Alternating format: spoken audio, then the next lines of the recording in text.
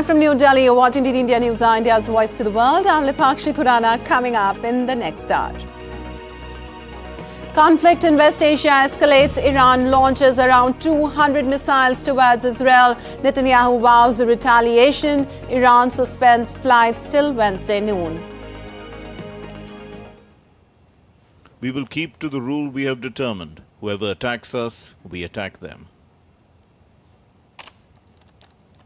World leaders call for de-escalation of region-wide conflict. India expresses deep concern over broadening tensions. U.S. vice presidential candidates J.D. Vance and Tim Walz debate issues from immigration and abortion to economy and gun control. India's cleanliness drive, Swachh Bharat Mission, completes 10 years. Prime Minister led celebrations to showcase the nation's journey. An International Day of Non-Violence being observed on the occasion of birth anniversary of Mahatma Gandhi. President of India, Vice President PM Modi pay floral tributes at Rajghat.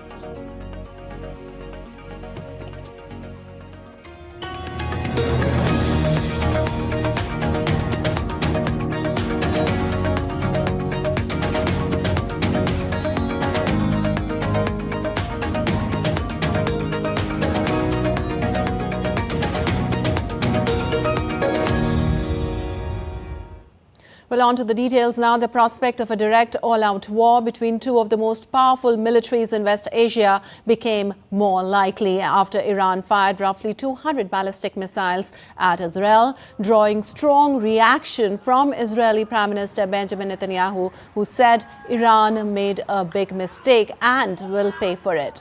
Israel's military signaled it would retaliate, though it didn't provide details of how or when it would respond.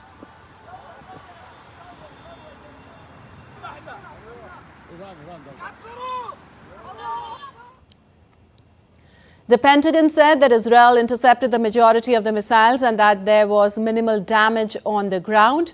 Washington said it would work with longtime ally Israel to make sure Iran faced severe consequences for Tuesday's attack. The escalation comes days after Israel killed the leader of Iran-backed Hezbollah and sent troops into Lebanon. Iran made a big mistake tonight, and it will pay for it.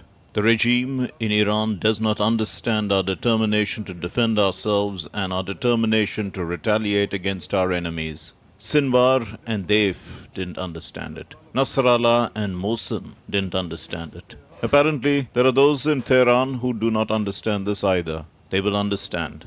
We will keep to the rule we have determined. Whoever attacks us, we attack them. Well, U.S. Secretary of Defense Lloyd Austin spoke with his Israeli counterpart Yoav Gallant following Iran attack. In a post on X, Austin said, and I quote, "The minister and I expressed mutual appreciation for the coordinated defense of Israel against nearly 200 ballistic missiles launched by Iran and committed to remain in close contact." Iran, which says current attack on Israel is over, promised a crushing response if Israel retaliated, cancelled flights across the country until mid-morning on Wednesday. Iran's Armed Forces Chief of Staff Major General Mohammad Bagheri has threatened to repeat Tehran's attack against Israel and target its infrastructure. Speaking on state TV, Bagheri said the operation would be repeated several times stronger if Israel retaliated.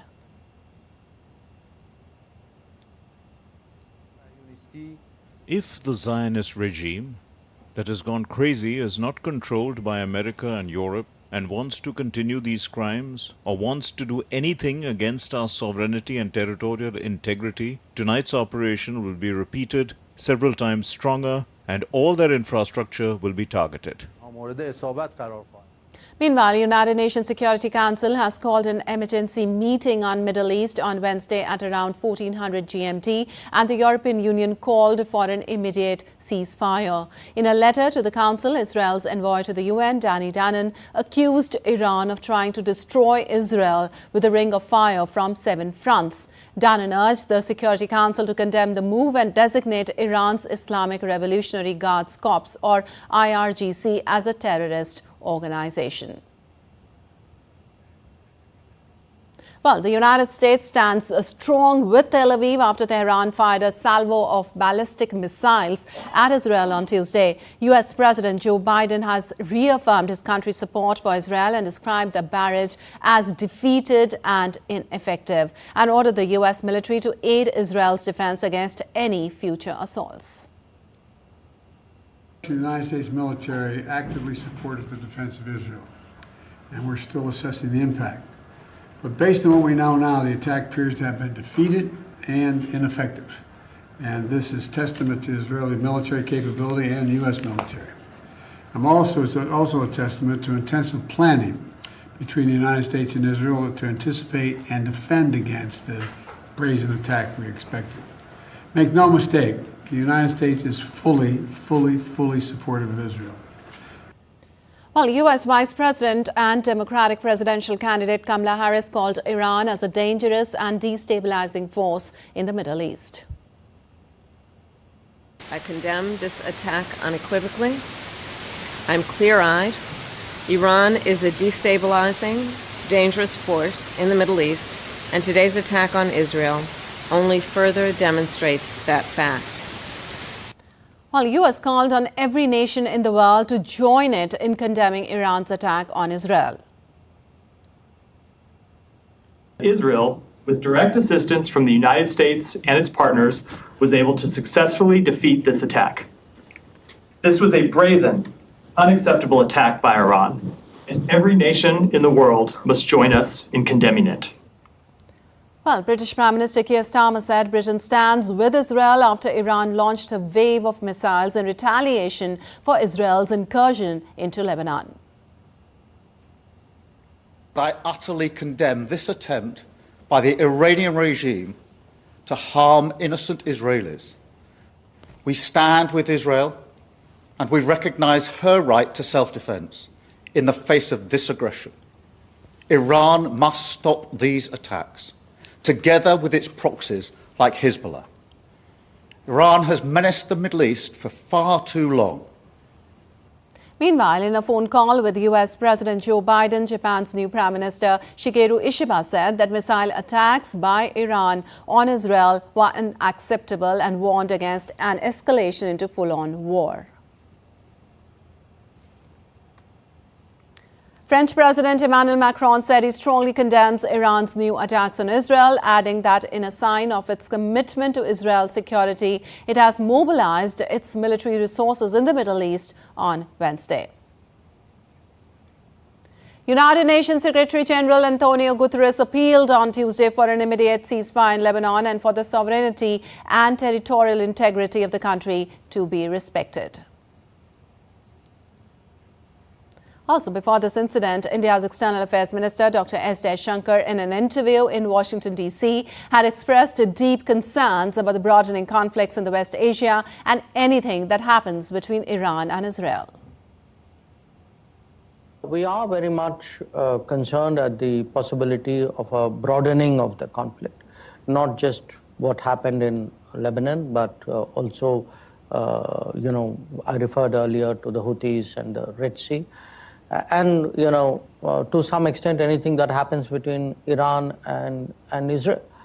So, again, it's one thing to be concerned. I'm sure you can say that for a lot of countries. If, as part of that concern, you can end up doing something about it, again, don't underestimate the importance of communication in difficult times. If there are things to be said and passed on and passed back, I think those are all contributions that we can make, and we do. Meanwhile, explosions were heard and smoke could be seen rising from buildings near the airport in the Lebanese capital of Beirut in the early hours of Wednesday. The Israeli military said it was striking Hezbollah targets in Beirut. The Israeli military had issued new orders for evacuation in the southern suburbs of Beirut early on Wednesday, warning in a statement that it will hit Hezbollah targets in buildings there. And amidst the escalation, Israel's neighbors closed airspace with many seeking diversions. According to the tracking service Flight Radar 24, flights diverted anywhere they could. A snapshot of regional traffic showed flights spreading in wide arcs to the north and south, with many converging on Cairo and Turkey. Flight Radar 24 said Istanbul and Antalya in southern Turkey were becoming congested, forcing some airlines to divert south. Many airlines diverted or suspended flights to the region or are avoiding use of affected airspace. And for more, we have Akshay Dongre joining us on this. Well, Akshay, West Asia is now standing at the edge of war as Netanyahu says Iran will pay for missile barrage, and Iran is warning of stronger attacks in case of retaliation. Where can we see all this going? Fears of regional escalation growing into a wider war? Well, the escalation has already taken place from from all the angles that we are seeing in the West Asian region, be it at the Lebanon front, the Yemen front. Attacks have been carried out inside Yemen as well. There are a lot of militants in Syria that have been threatening not just Israel but other countries in the region as well, as far as this conflict is concerned. Now, with a large power coming head to head with Israel, we're talking about Iran and Israel. Both countries are considered major powers of West Asia.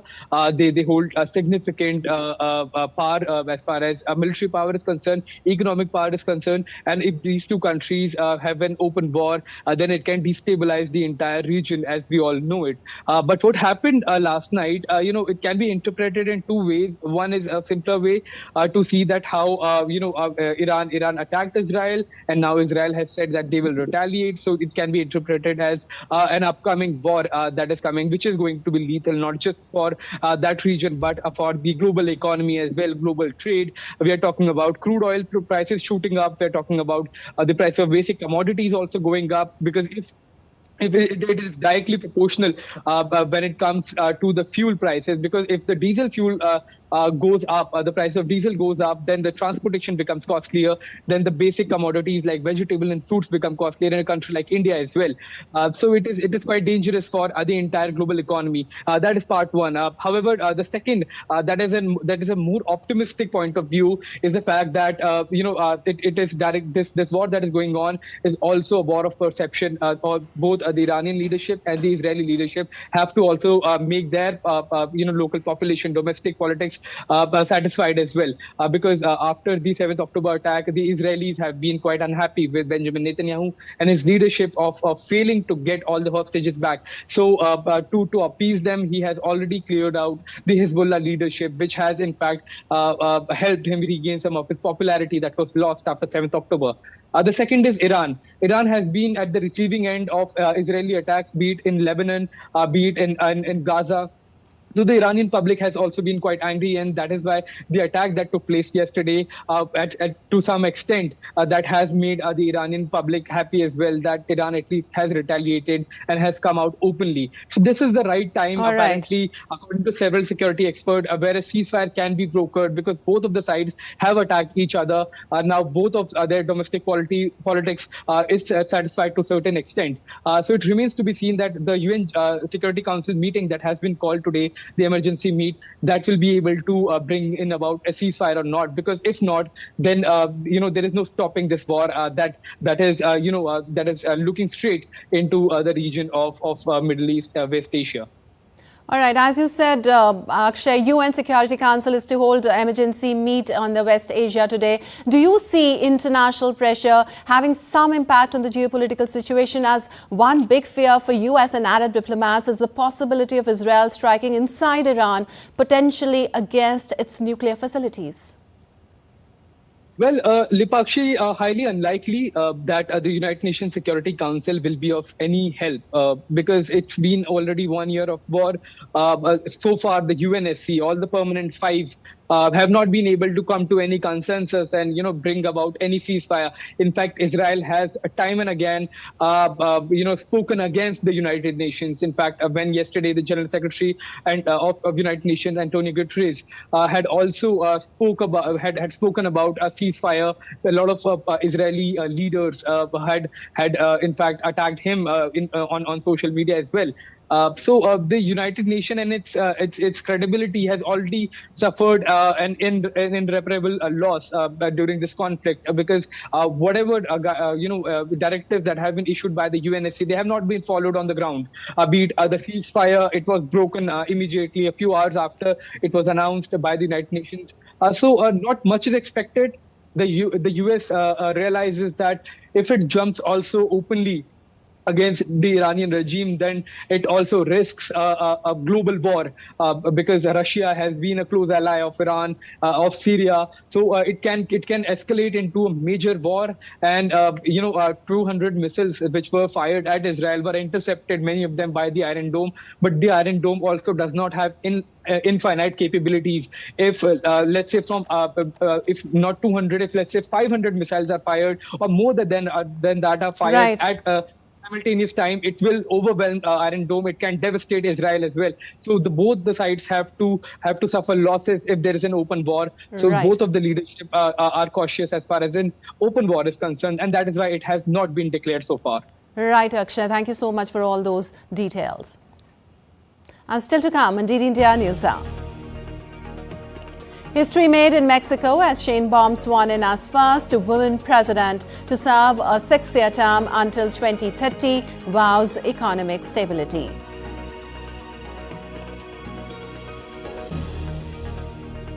Death toll from Hurricane Helene tops 150 in the United States, while hundreds still reported missing. And big day for astronomy enthusiasts as Easter Island hosts vibrant solar show for Eclipse chasers.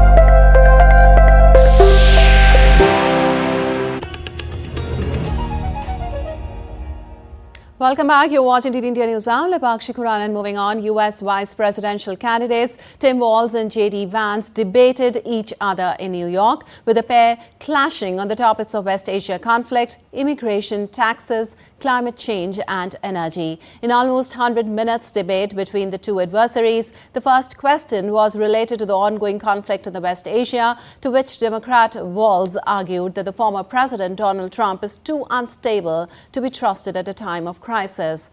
His Republican opponent for the country's number 2 office, JD Vance, responded by asserting that Trump had made the world more secure during his term in office. Also, Vance questioned Harris's intention to address inflation, immigration and the economy while serving in President Joe Biden's administration. While Walz spoke on the issue of immigration, attacking Trump for pressuring Republicans in Congress to abandon a bipartisan border security bill earlier this year. With no more debates planned, the standoff allowed Walz and Vance to make their arguments on behalf of their campaigns just as early voting ramps up across the country.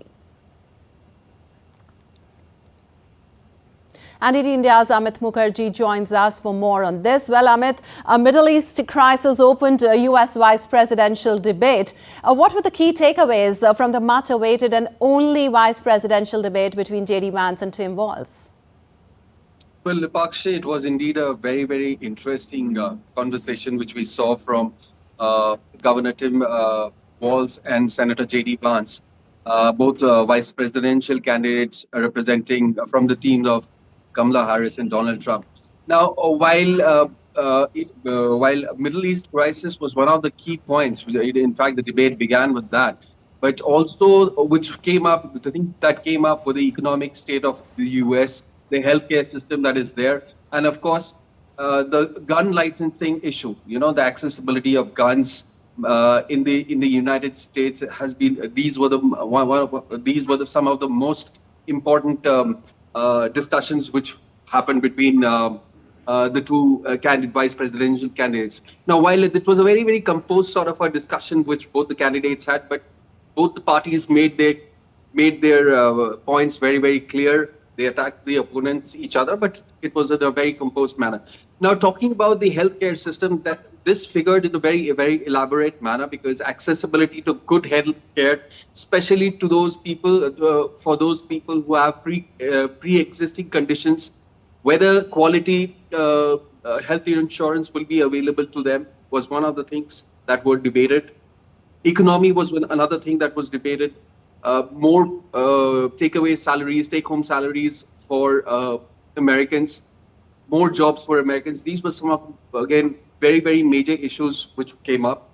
Talking about gun licensing, it was the major concerns which were highlighted by Senator J.D. Vance was the fact that availability of illegal arms to illegal migrants. In fact, illegal migrants also has been a major issue. So availability of arms to illegal immigrants has been a major concern. And also, you know, the shootings that keep on happening every now and then, you know, once in a while, we keep on hearing about shootings that happen in schools, in community schools.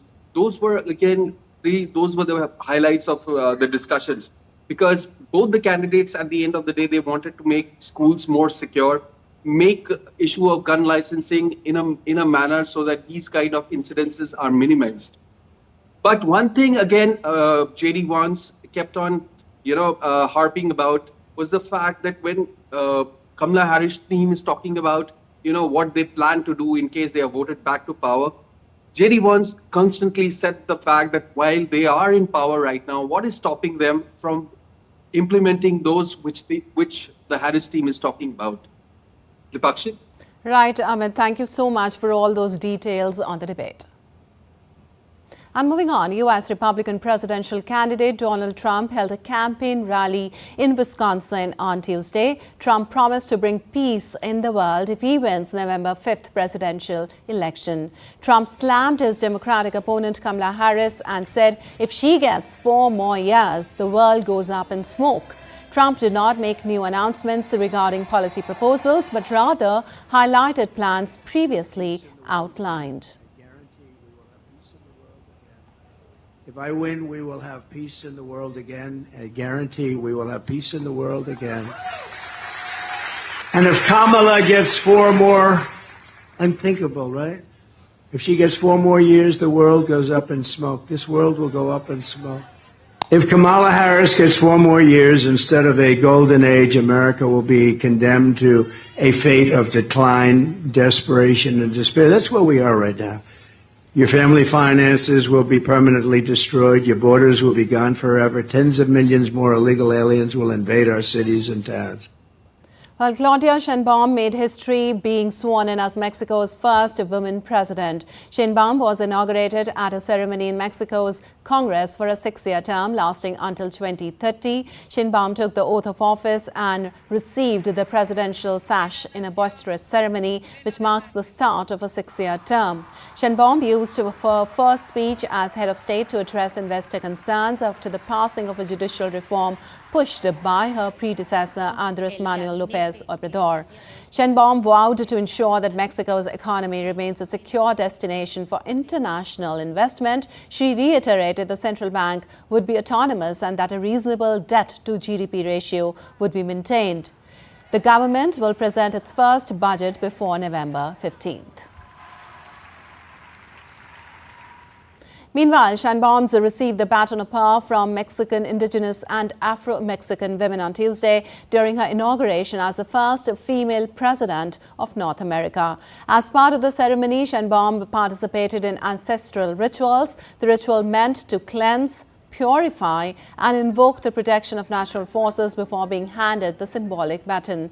It represents the political and spiritual connection between the government and Indigenous and Afro-Mexican communities. The event took place in front of a large crowd in Zocalo Square next to the National Palace, where Sheinbaum pledged to reside during her 6-year term.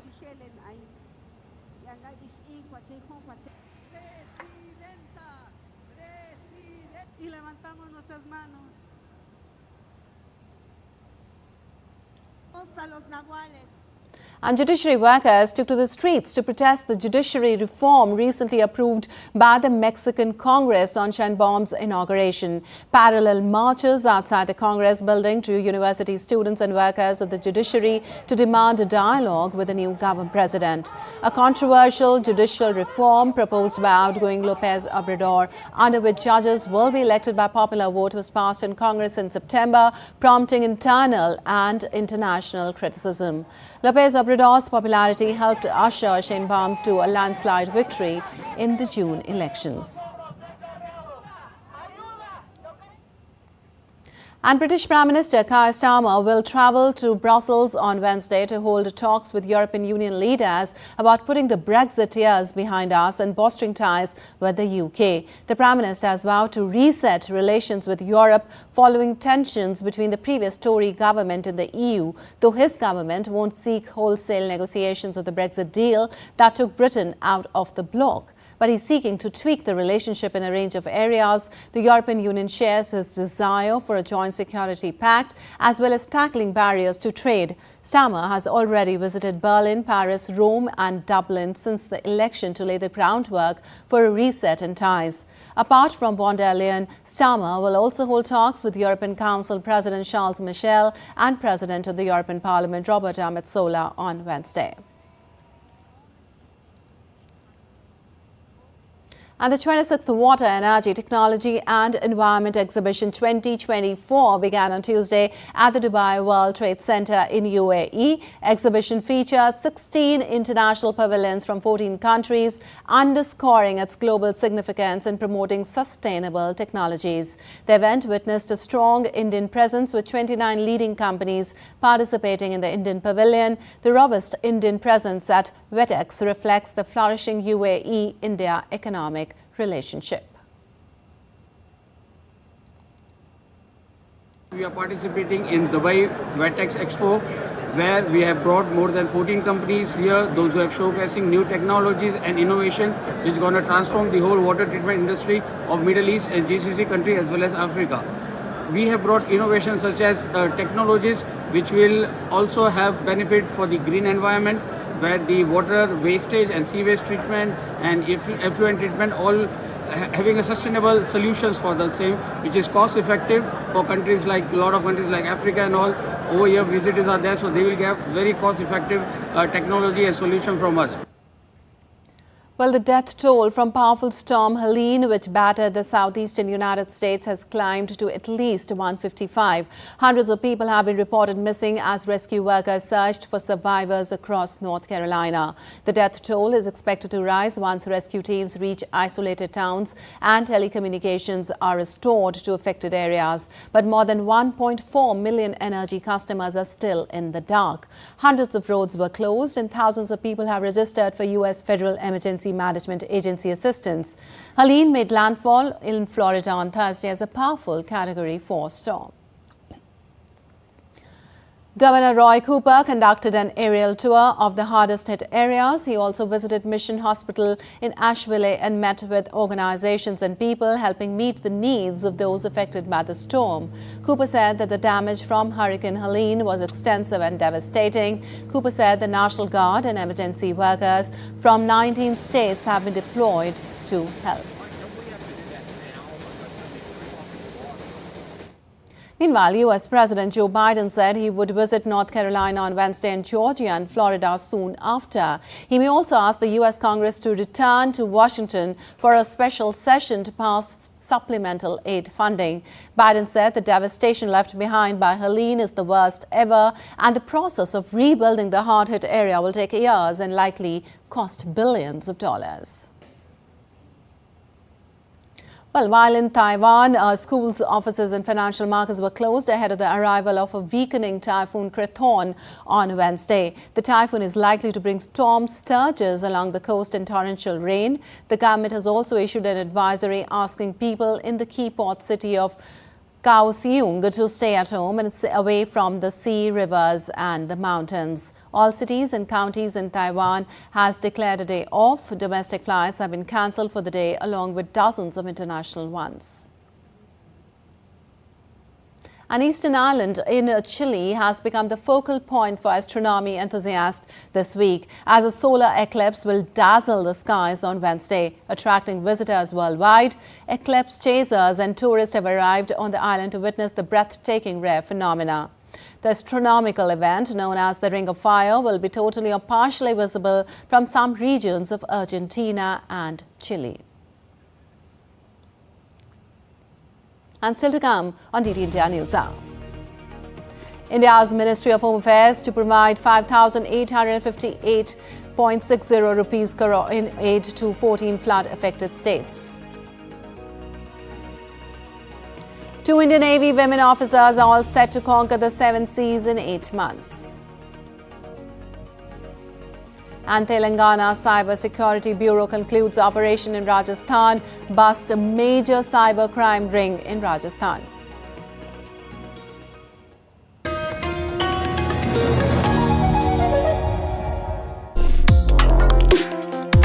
Complex issues, hidden agendas, twists and turns, strategic games. We think all dots are linked. We just need to connect them. Join me every week as I connect the dots to unravel hidden designs in statecraft, mysteries, and decode issues that matter to you. Watch Connecting the Dots with me at these times on DD India.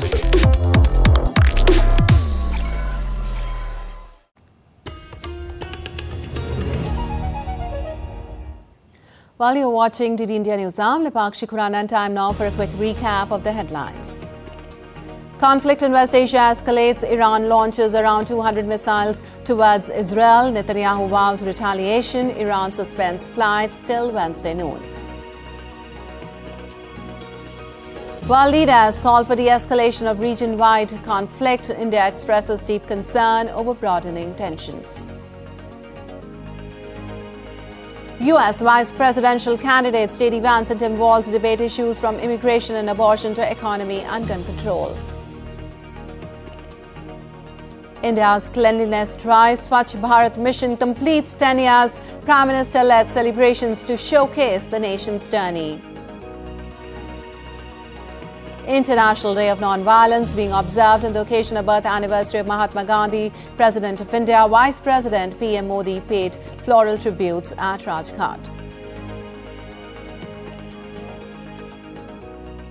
And moving on, India's External Affairs Minister Dr. S. Jaishankar met U.S. Secretary of State Antony Blinken in Washington, D.C. During the meeting, both the leaders discussed ways to work together to address regional and global challenges. Let me begin by thanking you for a great meeting between the Prime Minister and the President in Delaware, for a very, very good Quad meeting. I think it gave us an opportunity to take stock of the many areas where that mechanism has progressed. And I look forward to my discussions today. I think on the bilateral side, there's a lot that we've done since our last meeting, but there are global issues to discuss. Well, during the meeting, Blinken reaffirmed that the warmth and ambition in the India-US relationship are at an unprecedented level. India plays on the global stage, working for peace, working for stability. This is a good opportunity for us to take stock of the many issues that we're working together. Well, India's Commerce and Industry Minister Piyush Goyal, who is on U.S. visit, attended the U.S.-India Strategic Partnership Forum in Washington. Addressing the forum, the minister highlighted the strong trade and investment ties between India and the U.S. and said under the leadership of Prime Minister Narendra Modi, India's economic growth offers unparalleled opportunities for the global investors. With the US, I think India today shares probably the best relationship that we've ever had between US and India since independence. Collectively, we are working on so many projects together that this natural partnership between two important democracies, where the rule of law prevails over everything else, in a way gives us an opportunity to aspire and think big in the future in all our businesses working in, say, the US and India. We offer an opportunity for businesses. Let's together make further progress in this relationship. Earlier, Piyush Goyal met with the global asset management group of the Janus Henderson investors. They discussed potential collaboration to strengthen and diversify their presence in India across sectors like food processing, textiles, infrastructure, renewable energy and critical minerals, all poised for significant growth with robust support from the Modi government. He also had an engaging meeting with the founder, chairman and CEO of the leading global digital infrastructure firm, Tillman Global Holdings. Piyush Goyal told Sanjeev Ahuja that India's world-class digital infrastructure offers exciting investment opportunities, including in sustainable data centers. He added that with its skilled talent pool, we are nurturing innovation and enterprise to position India as a leader in green technology and capabilities. Earlier, starting day 2 of his U.S. visit, India's Commerce Minister held a highly productive meeting with CEO and Senior Managing Director of leading global investment firm BlackRock. Piyush Goyal and Robert Goldstein explored exciting collaboration opportunities to position India as a global leader. Additionally, they discussed how BlackRock's global expertise can be leveraged to significantly transform investment ecosystem in India to usher in greater ease of doing business for our people. And India's Prime Minister Narendra Modi will visit East Indian state of Jharkhand on Wednesday. PM Modi will lay the foundation stone, launch and inaugurate various projects in Hazaribagh. In line with his commitment to ensure comprehensive and holistic development of the tribal communities across the country, the Prime Minister will launch Dharti Aba Janjatiya Gram Utkarsh Abhiyan. The mission will cover around 63,000 villages, benefiting more than 50 million tribal people across 30 states and union territories. This initiative aims to uplift tribal-dominated villages and will economically empower the tribal population. And India's Cleanliness drive Swachh Bharat Mission completes 10 years. Initiated in 2014 by Prime Minister Narendra Modi, the mission is one of the most significant mass movements for cleanliness. Taking a lead in India's Cleanliness drive Swachh Bharat Mission that completes 10 years, Prime Minister Narendra Modi took part in the Cleanliness drive with young kids. Prime Minister also urged all to take part in cleanliness-related activities.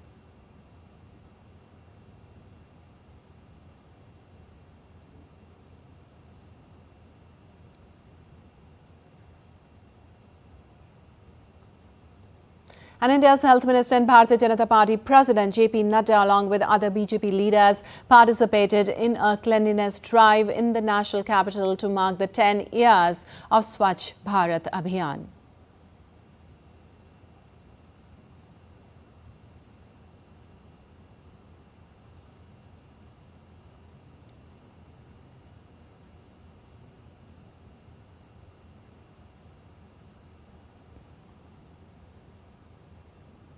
While India's Cleanliness drive Swachh Bharat Mission completes 10 years, initiated in 2014 by Prime Minister Narendra Modi, the mission is one of the most significant mass movements for cleanliness.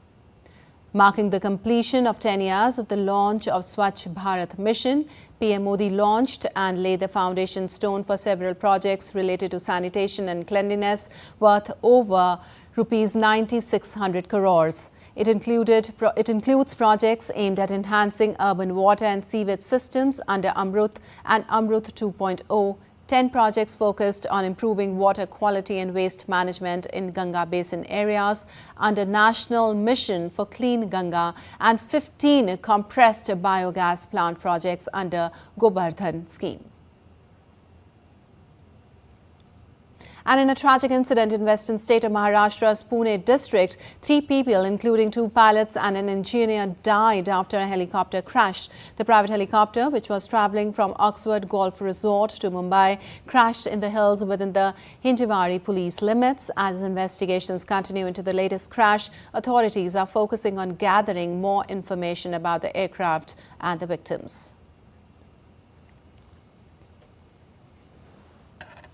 Well, around the world on sale, and that too only 2 women with no outside support. Yes, you heard it right. Continuing with the celebration of maritime skill and adventure, 2 Indian Navy women officers are all set to conquer the rough waters of the world in 8 months. Lieutenant Commander Rupa A and Lieutenant Commander Delina K would be embarking on the extraordinary expedition of circumnavigating the globe Navika Sagar Parikrama 2 on board INSV Tarini.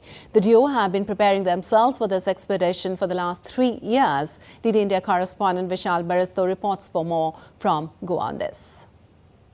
I'm in the Arabian Sea. This is INSV Tarini, and it is all set to circumnavigate across the globe. And the 2 very brave and adventurous lady officers from Indian Navy, they are all set to take this boat across all the rough waters of the world. I have with me Lieutenant Commander Rupa and Lieutenant Commander Dilna. So how much preparations have gone in for this big day? So we've been preparing for the last 3 years, and we've done various preparatory ocean sorties, including transatlantic sorties and transoceanic sorties. So we have planned this voyage with 4 stopovers, and during the stopovers our main goal is to prepare the boat for the next voyage and to load up with the fresh rations and fresh water. So we'll be stopping in Fremantle, which is in Australia. The next stop will be in Littleton, which is in New Zealand, and third one will be in Port Stanley, which is in South America, and the 4th stop will be in Cape Town, which is in South Africa. So how challenging would it be? The main challenge which we'll be facing is rough weather, and same time where there are no winds. In equator there'll be days where you can't even move. So and when we go down south, it'll get colder and colder, and the sea will be rough, and it'll be continuous more than 40 knots as we go down south. So as you move onwards Australia, how it is going to be very, very difficult. So are you prepared for that, and what are going to be the difficulties? We're looking at a phenomenon called cold fronts, which is very prevalent in that particular southern latitudes. So there you have rough seas with huge waves and like 30 to 40 knots of wind, which is very consistent. We have been following the weather for some time because before the voyage, it's starting tomorrow, so we've been following weather near Australia. We've already been looking at how is the weather and how is it changing. So we have quite an idea, and we have done some passage planning, which we will be following during this voyage. Mind the geopolitical situation, what kind of emotions are going through your mind? It's a mix of lot of emotions. It's a last moment where we have been waiting for this moment for a long time. Since 3 years we have been continuously practicing or training for this. So we are happy, we are excited. So there you heard these 2 brave ladies in uniform from Navy. They are all prepared for the big day, and yes, we also wish them a very good luck and hope this voyage, which is going to be first of its kind as far as India is concerned, is successful. With cameraman Ramakant in Goa, this is Vishal Baristo for DD India. Well, heavy discharge of water through rivers from Nepal has damaged embankments, leading to catastrophic floods in India's eastern state of Bihar. Damage has been caused to the embankments of major rivers such as Kosi, Bagmati and Gandak, affecting hundreds of villages and more than 3.5 lakh people. State and national disaster response forces are engaged in relief operations. Authorities also conducted an aerial survey of the flood-affected area. Also, India's Ministry of Home Affairs will provide 5,858.60 crore rupees in aid to 14 flood-affected states. The allotted funds are the central share from the State Disaster Response Fund and as an advance from the National Disaster Response Fund. Interministerial Central Teams or IMCTs were deployed to the flood-affected states of Assam, Mizoram, Kerala, Tripura, Nagaland, Gujarat, Andhra Pradesh, Telangana and Manipur to conduct on-the-spot assessments of the damages. IMCTs will soon be sent to Bihar and West Bengal, which have also been recently affected by floods, for a similar on-the-spot assessment of damages. Earlier, more than 14,958 crore rupees have been released to 21 states this year. And India is paying homage to the father of the nation, Mahatma Gandhi, on his 155th birth anniversary today. A series of functions are being organized across the country and by Indian missions abroad. The day also observes as the International Day of Non-Violence worldwide. Designated by the United Nations in 2007, this day serves as a reminder of the immense power of non-violence and its potential to resolve conflicts, uphold justice and create lasting peace. Gandhi's philosophy, rooted in ahimsa or non-violence and satyagraha, that is truth, force, continues to resonate in a world plagued by war and violence. And President of India, Draupadi Murmu, Vice President Jagdeep Dhankhar and Prime Minister Narendra Modi paid floral tributes to Mahatma Gandhi on his birth anniversary today.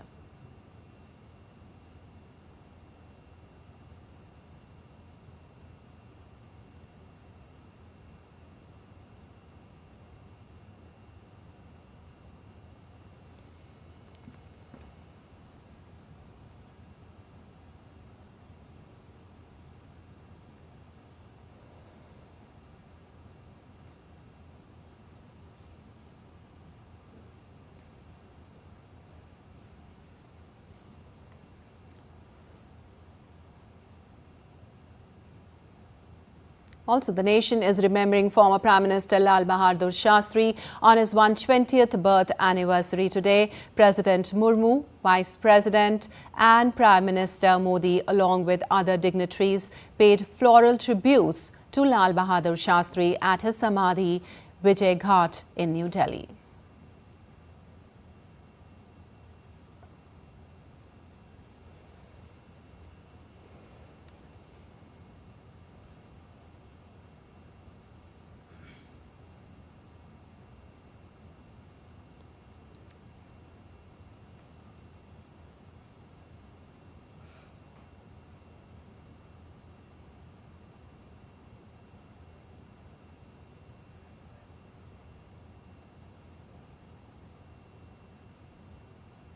And now let's take a look at other stories making news across India today.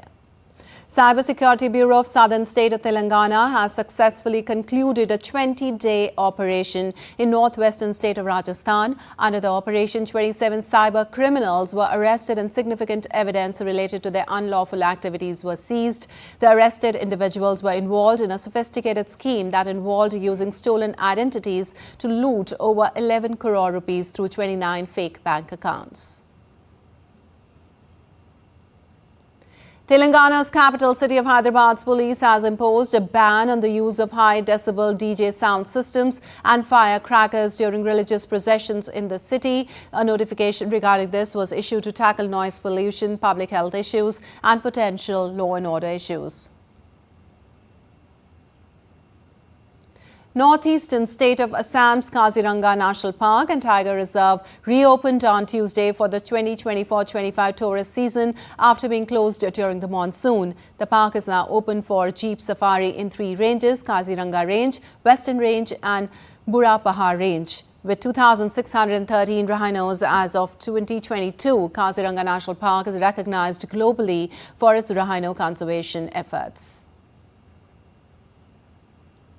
While you're watching DD India News, our time now for some sports news. The 9th edition of T20 Women's Cricket World Cup is all set to kick-start from the 3rd of October with 10 teams competing across 23 matches for the coveted title. The T20 World Cup will be hosted by Dubai and Sharjah. Let's take a look at this pre-match preview that tells you all about India's form and more. With an eye on Maiden World T20 trophy, Indian women's cricket team is all set for the 9th edition of the ICC T20 World Cup starting on October 3 in UAE. Led by Harmanpreet Kaur, the Indian team boasts of star players in their lineup: Smriti Mandhana, Jemimah Rodriguez and Renuka Thakur along others, adding to the firepower. India has seen a rather quiet build-up with no international matches for nearly 2 months before the showpiece event. The national team was last in action in the T20 Asia Cup final against Sri Lanka, but lost the marquee clash largely due to poor fielding and struggles against Spain. India arrived at its 15-member squad after months of significant tinkering. This involved workload management, motivated rotations, and trial and error with players of promise based on current form. The major problem for Indian women's team is that they have been unable to cross the final hurdle, be it the 2017 50-over World Cup or 2020 T20 World Cup final or 2022 Commonwealth Games final. Grouped alongside the White Ferns, defending champions Australia, reigning Asia Cup champion Sri Lanka and Pakistan, India will start their campaign under the lights on October 4 against New Zealand in Dubai. They then take on arch rivals Pakistan on October 6. They play Sri Lanka on October 9, while they last face Australia on October 13. India have participated in all 8 editions of the T20 World Cup but have never won the title. In 2009 and 2010, India was ousted in the semi-finals, while in 2012, 2014 and 2016, India could not go past the first round. In 2018 and 2023, India reached the semi-finals but could not go through to the final, and in 2020, India lost in the final.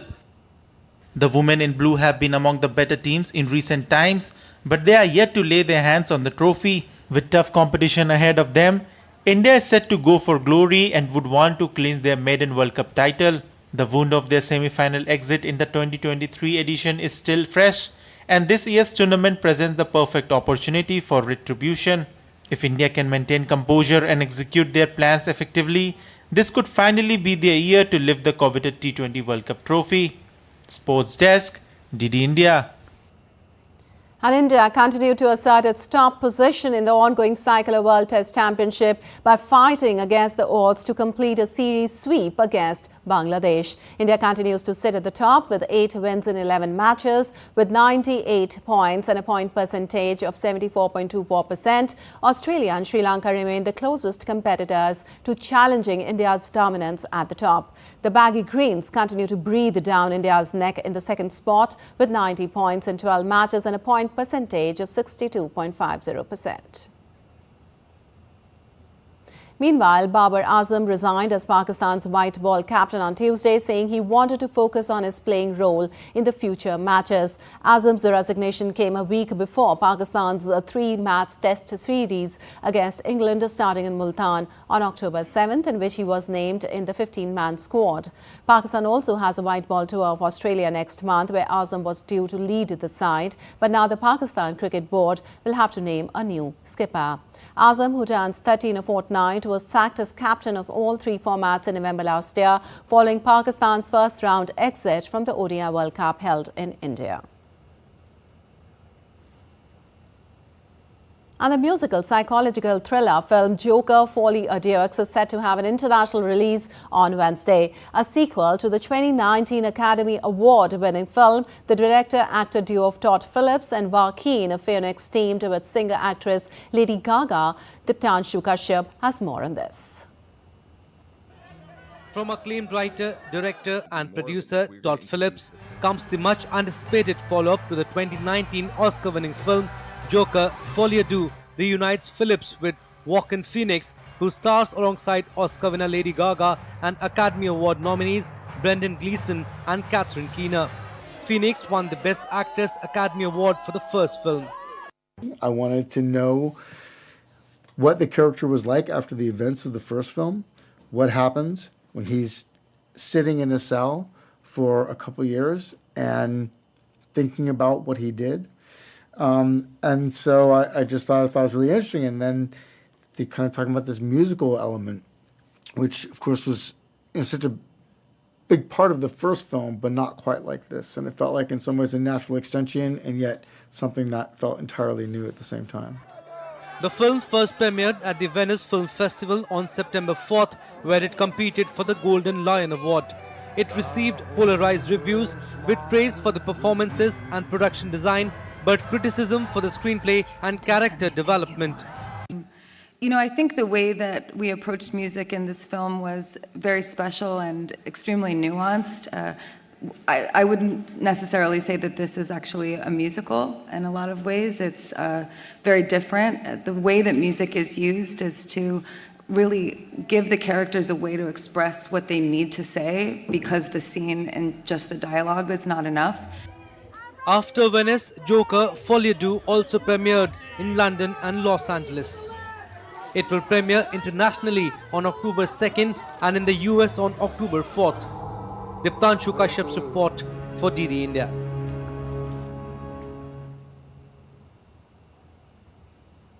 All right, that's all for this edition of DD India News Hour, but let us know your thoughts on the news of the day. For those on the go, you can get all the latest news and updates from India and across the world on the DD India mobile app. The app is available on both Android and iOS platforms. Scan the QR code on the screen to download now.